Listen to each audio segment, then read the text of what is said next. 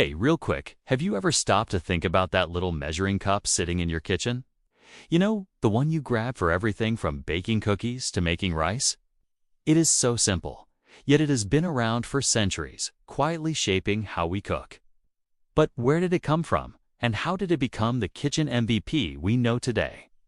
Stick around, because we are about to dive into the wild, weird, and surprisingly fascinating evolution of measuring cups. It is way more exciting than you think. Welcome back, everyone. I love digging into the stories behind the everyday stuff we take for granted. Today, we are talking about measuring cup stoves, unsung heroes of the kitchen. I mean, think about it. Without them, your grandma's famous chocolate chip cookies might have been a total disaster, and that perfect risotto you nailed last week, probably a soupy mess. But measuring cups did not just pop out of nowhere. They have got a history that stretches back thousands of years, and they have evolved in ways that mirror how we humans have changed the way we eat, cook, and even think about food.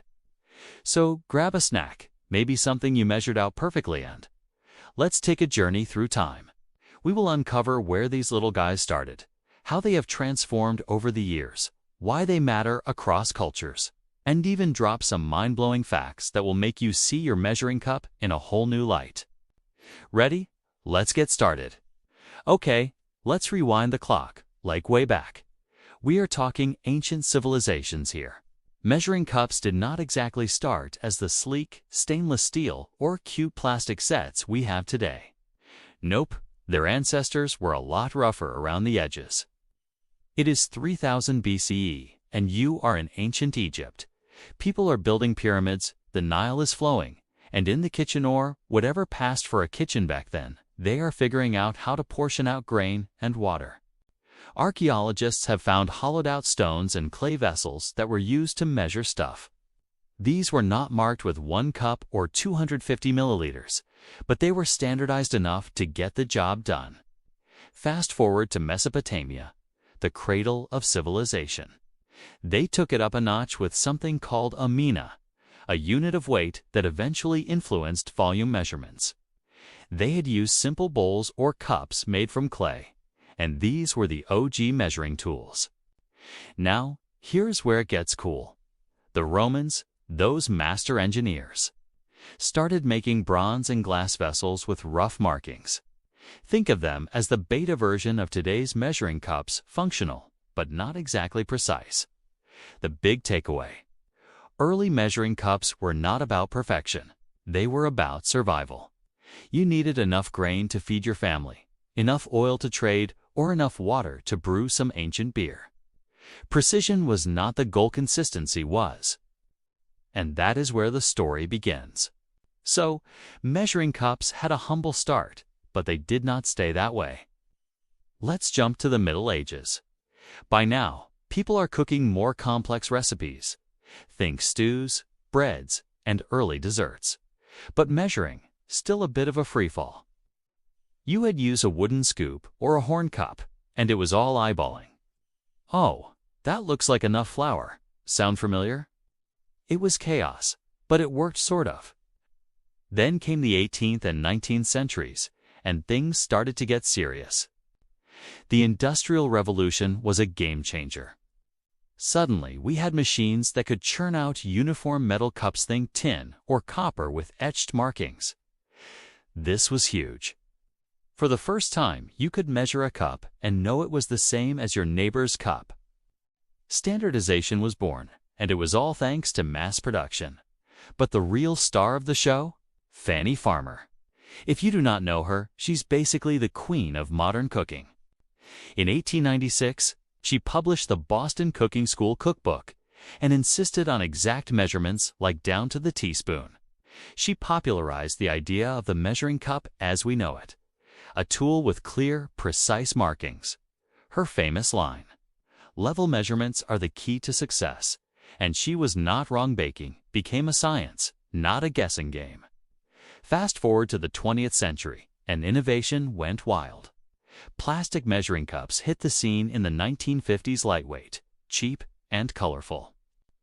Then came stackable sets, angled designs so you could read the measurements from above, and even collapsible silicone ones for tiny kitchens.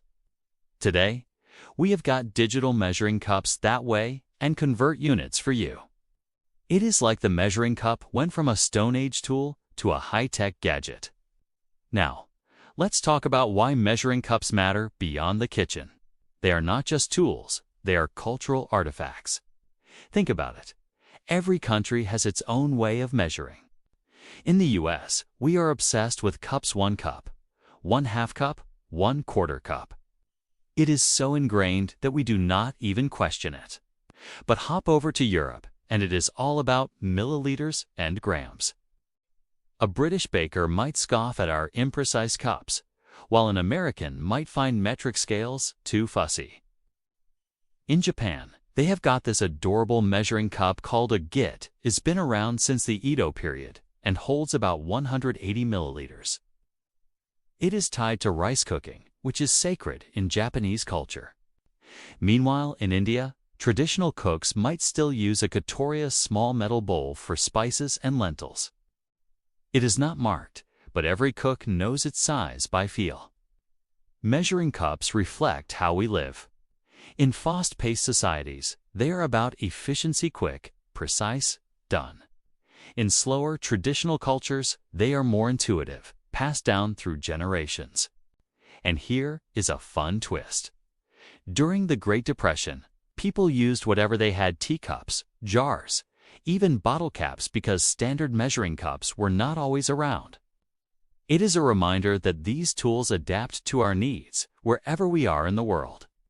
All right, time for some fun stuff, because measuring cups have secrets you had never guessed. Did you know the US cup is not even the same as a British cup? Yup, an American cup is 240 milliliters, but the old British Imperial cup was 284 milliliters. Imagine the chaos if you mixed up your recipe books. Here is another one. The first measuring cups with handles did not show up until the 1920s. Before that, they were just plain cylinders, super awkward to hold when full of hot soup. And speaking of soup, Campbell's once sold a measuring cup shaped like their iconic canned marketing genius. Ever heard of the Pyrex conspiracy? Okay, not really a conspiracy, but Pyrex measuring cups are so tough that people swear they are indestructible. There's a whole Reddit thread of folks bragging about dropping them from counters with 0 cracks. And one more. In 2019, a designer made a measuring cup with braille markings for blind cooks. Small change, huge impact. These little tidbits show how measuring cups are not just boring tools, they have got personality.